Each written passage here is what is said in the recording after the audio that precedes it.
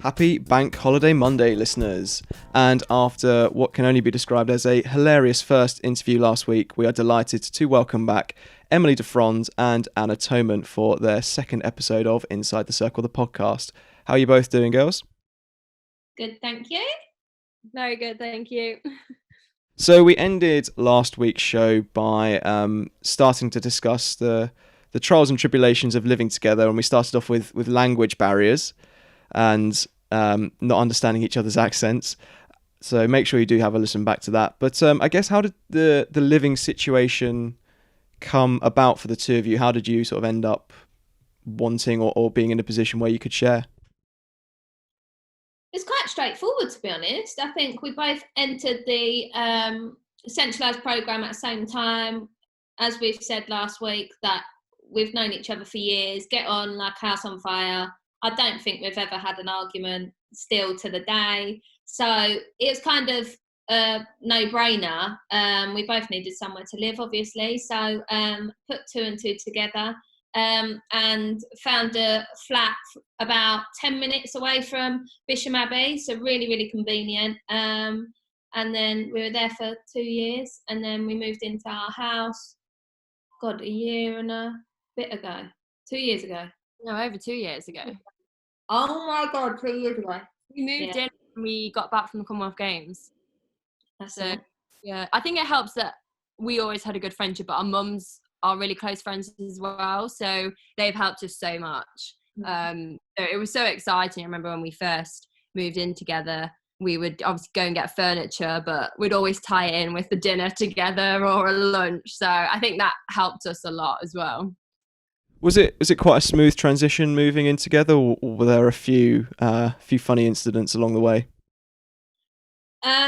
So more so when we went from the flat to the house. So the house was obviously completely unfurnished, whereas the flat was all furnished when we moved in. So we didn't really have to do too much. But when we moved into the house, obviously it was bare. So we needed to sort out, kitting everything out in terms of furniture, utensils for the kitchen, everything. And I mean, we have so many stories. So we probably lived on our next door neighbour's deck chairs in the front room for probably a month, 2 months. And we'd watch a tiny TV that I had from home, a tiny TV on like this old wooden footstool, with us two on these deck chairs, no curtains, so everyone could look in on us. And the number of times we'd come home from training, put the TV on our deck chairs. We both have our nice little blankets, so we'll put our blankets over us and then just fall asleep. And I always think we've woken up and we're like, if anyone looks in on us right now, they are going to think we're so weird. Like a completely bare living room with just 2 deck chairs, a TV on this old footstool, and 2 nutters looking like really, really dodgy. But we had to wait a little bit, didn't we, for our sofa? But our sofa's our pride and joy now. We don't move from it most days. So yeah, the days of our deck chair living is well and truly behind us, luckily. But I feel like you can tell the story on the other stuff. Got the Ikea trip. I seem to remember your Ikea trips making quite a lot of appearances on your Instagram stories. Yeah, between that and putting together flat packs. So the Ikea trip, I mean, we're quite lucky because obviously there's a lot of very nice shops near us. So we have ended up pretty much, if you walk into our house, it looks like a Next catalogue. But we tried Ikea with one of our first trips and we needed a lot of stuff. So we went in and got like one of those huge trolleys, thinking we were obviously going to get a lot of stuff. And obviously Ikea, you follow the trail and we keep looking at stuff and nothing's really taken our fancy. I just remember getting to the till And I think it was a lady just looked at us, obviously with this huge trolley and these 4 little glasses. And we were just obviously just questioning ourselves. And we did say, oh, sorry, we were expecting to get a lot more than what we've got. I think I was videoing it and I put it on my Instagram as well. We just had so much fun going around Ikea. I think we were in there for about an hour and a half, and all we came away with was 4 glasses. Outrageous. And then we went to Dunelm straight after, didn't we? And that was another story. So we were looking for a bin and a doormat. We came away with neither, but yet we still managed to be in there for, again, probably like an hour. I'd say probably 99% of that time was with Anna sitting on the floor thinking that she was a florist.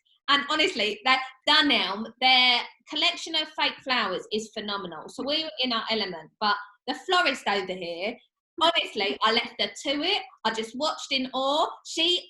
I've never seen someone take so much pride in picking all of these fake flowers, giving us a whole big bunch of fake flowers to take home. But I mean, they look phenomenal. They sit in our living room, on our dining room table kind of thing. And they look great. But yeah, so we've got a florist amongst us, taking up. My funniest memory was when we got the flat pack from the range.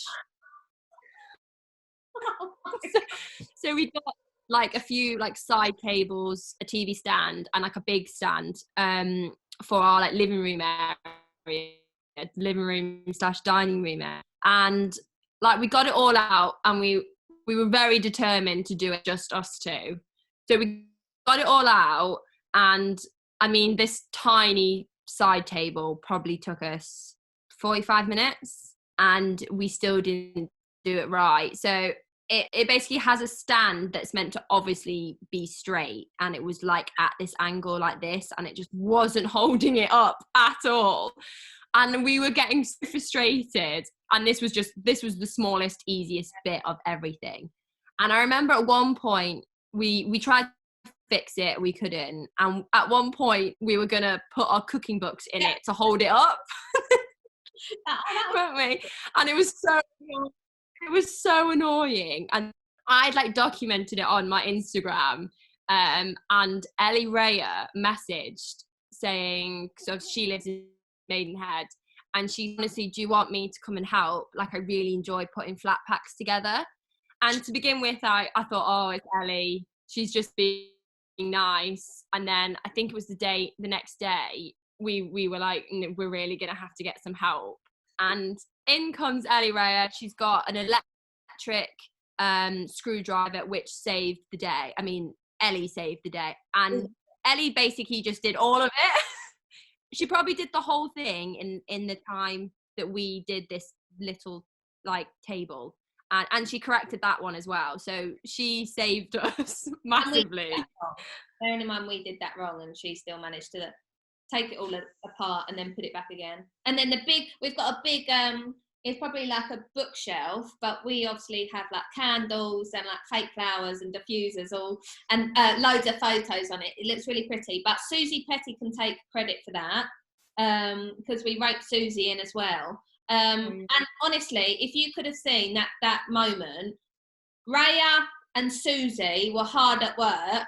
Us two jokers were like clearing everything away, like the rubbish, putting the rubbish in the bins, just sat there. Admittedly, we want a cup of tea. Yeah. Tea ladies. We cooked them dinner after, which I remember to be top drawer. But I mean, in terms of the hard work, Raya and Susie Petty can take full credit for what our living room looks like now.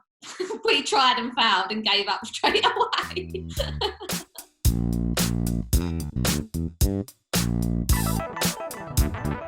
Hi, I'm Anna Toman, and you're listening to Inside the Circle.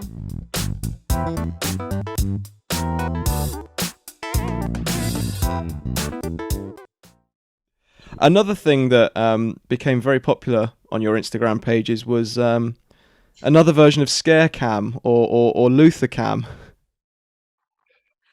Oh, I had so much fun doing that. So I really enjoy scary films.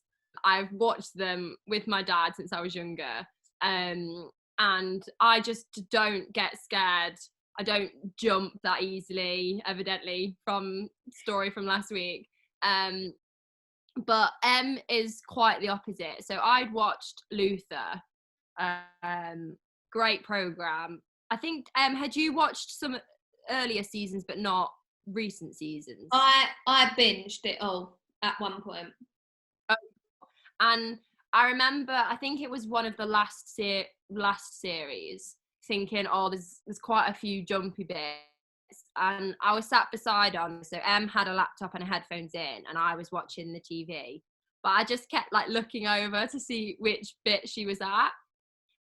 And I remember thinking, oh, there's quite a jumpy bit coming up.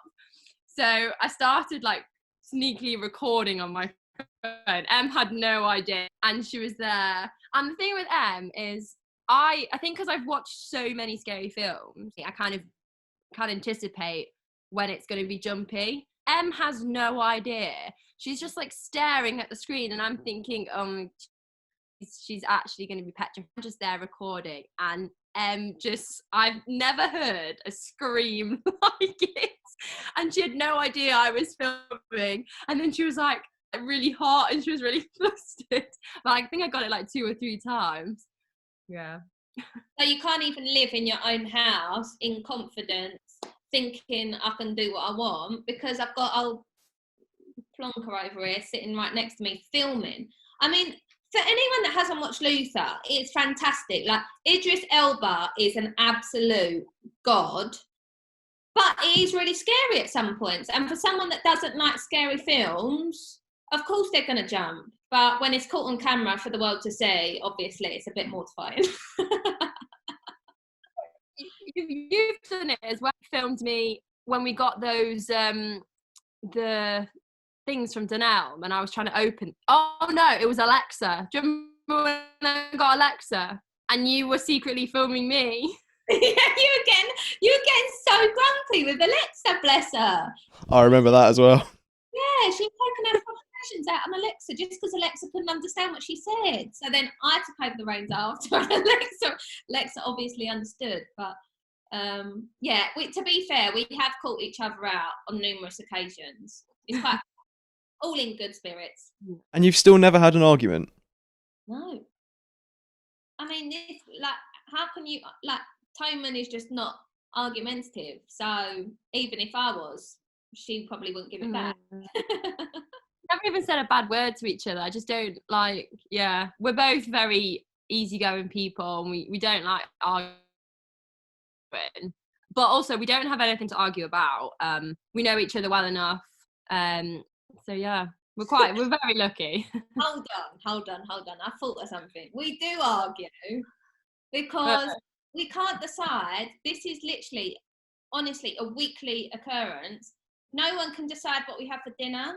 And it's always like, you choose. No, I chose last week. No, you choose. No, I honestly don't mind. And, you know, we'll go to the supermarket and literally be like 2 like teenagers literally looking up at the aisle, like all the shelf and everything, like, what do we eat? Because we're so indecisive. So actually, I'd say food is probably the only time where we have a little, no, you choose, and it never gets answered, let's be honest. But actually we get that from our mothers, right? Yeah, they're those two have little arguments, but they're like the nicest arguments ever. It's basically when we go for dinner, it's who will pay for dinner, and they'll both get their cards out and they'll just be sat there having an argument like, no, it's my turn, no, it's my turn, no, it's my turn. It's my turn. It's my turn. Love them both to bits, but yeah, even our mothers don't argue, but all they argue about is something nice. So we've talked there about flat pack furniture and flowers and dinner and Luther and Scarecam. This is something that, for those of you who've seen the documentary Inside the Circle, The Road to Tokyo, we did a piece on housemates with Giselle and Griff. And they said that sort of in the house, they don't actually talk hockey that much. Is that the same with you two? Or do you sometimes chat through like a training session or an upcoming game or something like that? Or is it sort of off the table? I wouldn't say we don't talk about it, but we talk about things in probably a lot more light-hearted way. So we wouldn't come home and evaluate the training session or anything like that, because I think it just gets too much. And that's what's nice about living with each other, is that hockey, we're always thinking about hockey, because that's a bit unhealthy. So I mean, if we want to chat about something, we will, but it probably won't be quite as serious, or we might be a little bit of a moan, but we wouldn't sit down for hours on end and discuss about how we played or anything like that, because I just think as an international athlete, that can get a bit over consuming, and it's not really healthy. And I think we both are similar in that way. We spent all day at Bisham Abbey training, so we get home, we like to focus on our food and on stuff like that, so it's quite nice to have that break from it. Does it also help though, knowing that you know what each other's going through as well? Does that sort of help the dynamic between the two of you? I think it does. I think it's so lovely, like in terms of being able to share this experience, like with such a close friend that you live with and you share the pitch with every day. But little things like when Toman's hobbling up the stairs and taking about 10 years to walk up the stairs because her legs are aching from a gym session the previous day, or like her legs are aching because of the hard training session we had this morning, it's quite refreshing for me to know that I'm not alone in this pain. So little things like that I appreciate fully. But yeah, I love it. I can't complain at all. I really enjoy living with Toman.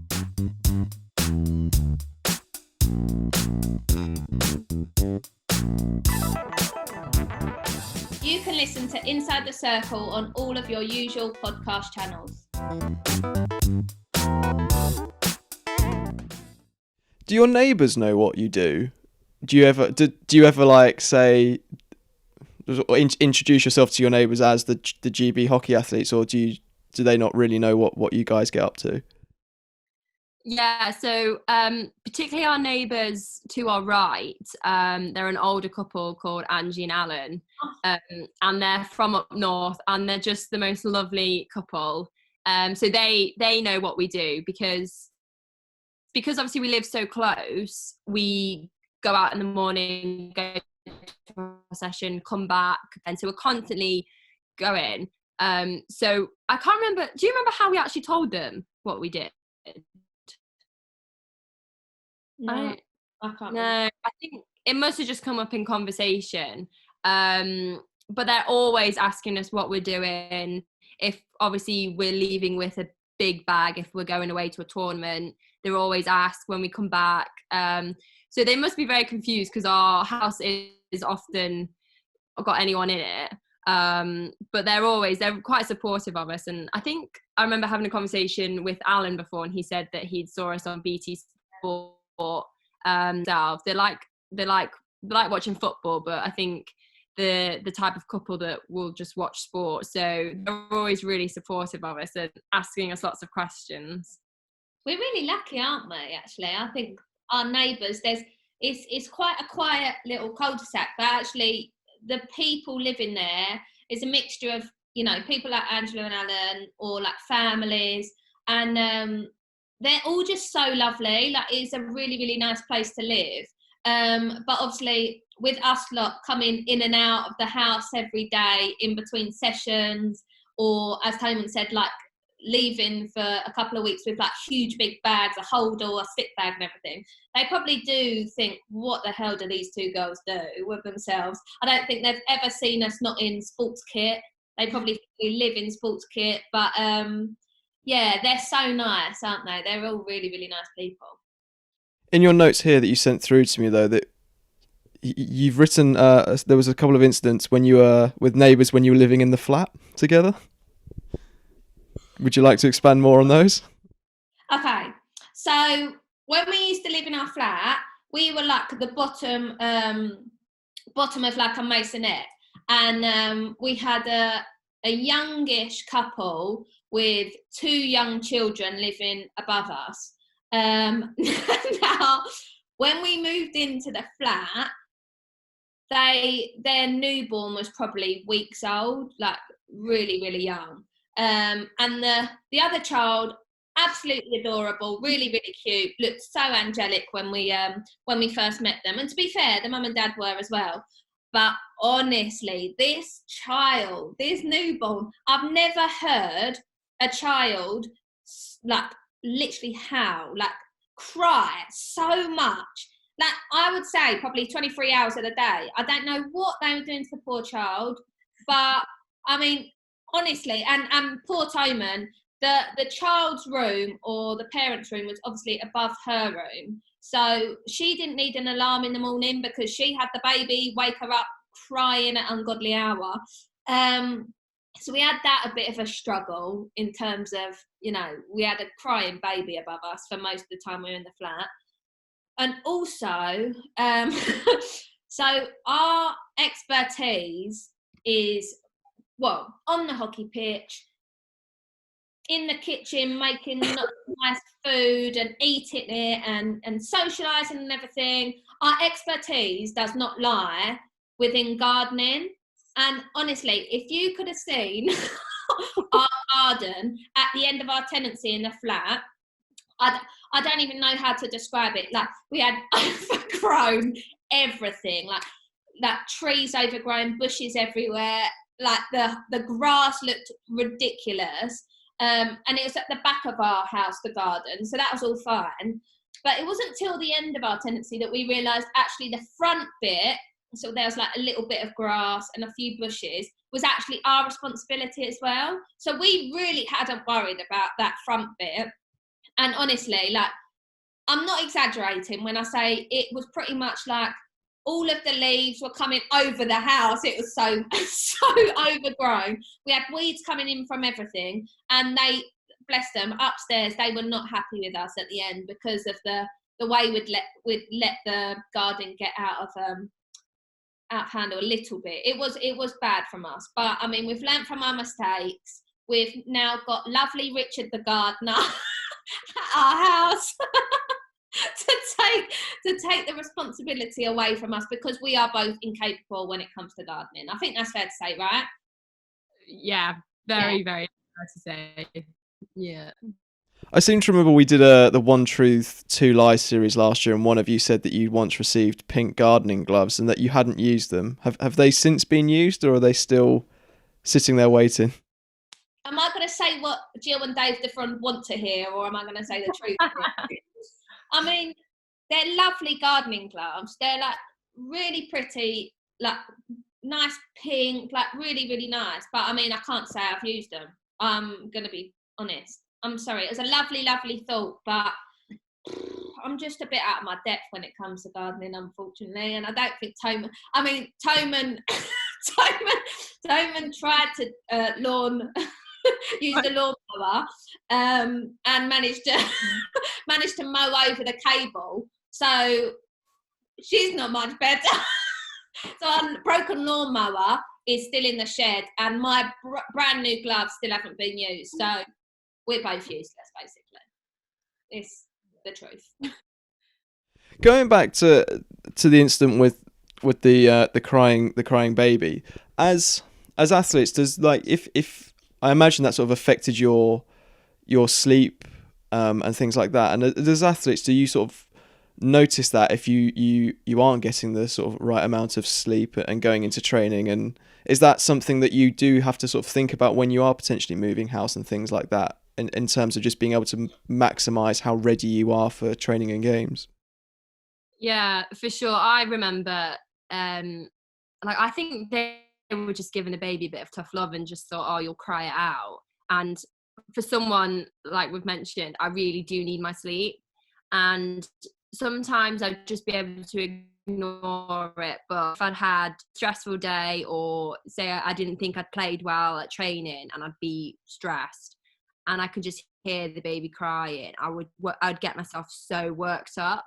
And then I would know as soon as I woke up that day, I was like, like I need a good 8-hour sleep. I just can't really function very well, and I would know as soon as I wake up that I've had a bad night's sleep.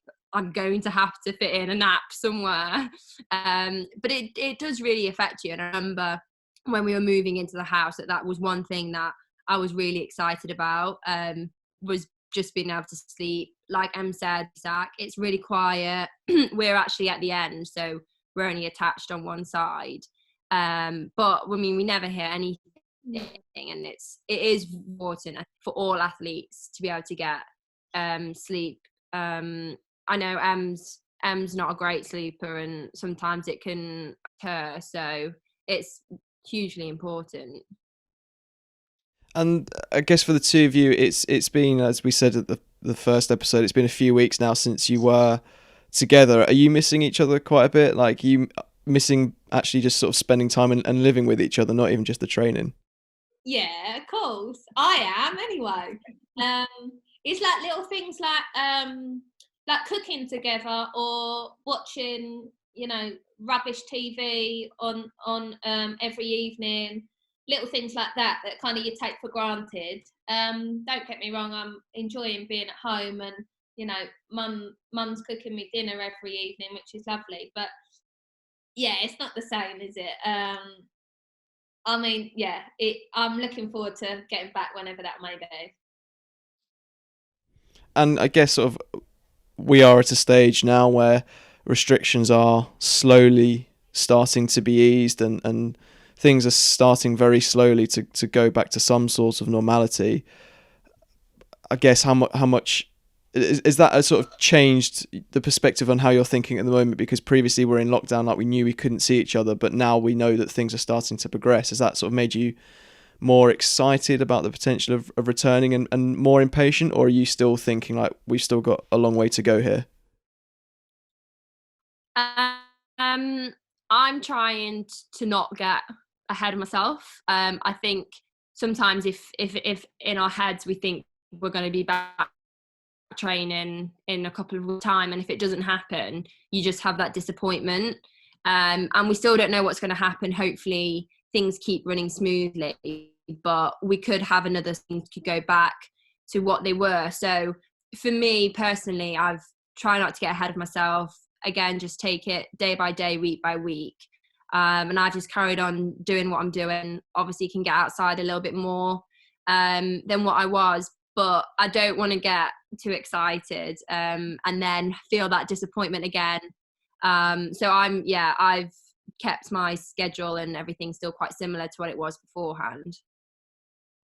I think I'm pretty similar in terms of not to think too far ahead. I think from the start I've tried to kind of think, let's control what I can control, and at the moment I can control, carrying on my training as best I can, adapting where I need to be, and just trying to, remain positive, remain present in the moment. And I mean, I'm sure it's going to be amazing when we do, return to Maidenhead in the house, return to Bisham Abbey, back to centralised training, be able to see everyone. But at the moment in time, I think we're all very much under the illusion that we can take advantage of this moment.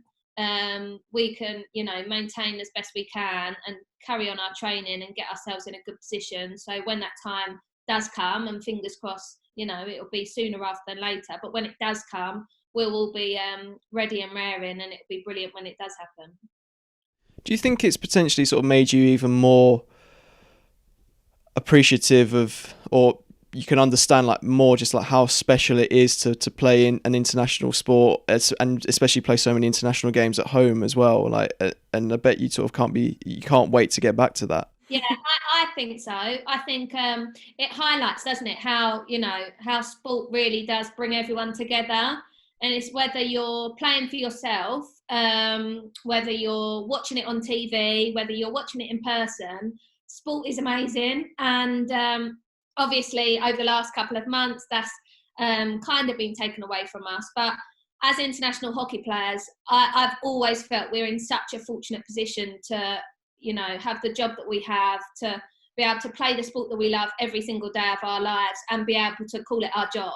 I think, you know, we're in a very fortunate position to do so. But in actually, when we do get back to things, back to normality, I do think that actually, I hope anyway, people will start to realise actually, you know, sport is amazing, whether I'm involved in it at the moment or not, to get involved. But for us as athletes, I'm sure it'll be so much sweeter when we get back into playing.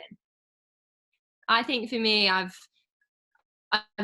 always had to pinch myself about doing the job that we do. But for me, one of the big reasons why I play hockey is I love team sport and I love being on the pitch with my friends. So I think that aspect of it, when we go back, I'll appreciate even more, just being around my friends every day and getting to share the hockey pitch with them. So I've always appreciated it, but I think that certain aspect of it, I just can't wait for again. And I know as a fan speaking that we can't wait to be able to watch you guys again, and I'm sure you also can't wait to get back to living with each other, scaring each other, not doing the gardening, all that sort of thing. Thank you so much to the both of you for joining us for these 2 episodes, and as I say, just cannot wait to hopefully one day see you back on the hockey pitch. Thank you so much, Will. Really appreciate it. Thank you.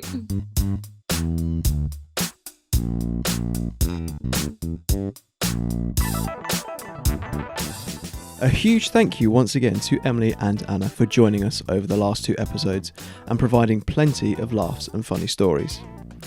Inside the Circle will return with another new episode on Monday the 8th of June, and in the meantime you can catch up on all our previous episodes and subscribe on all of your usual podcast providers.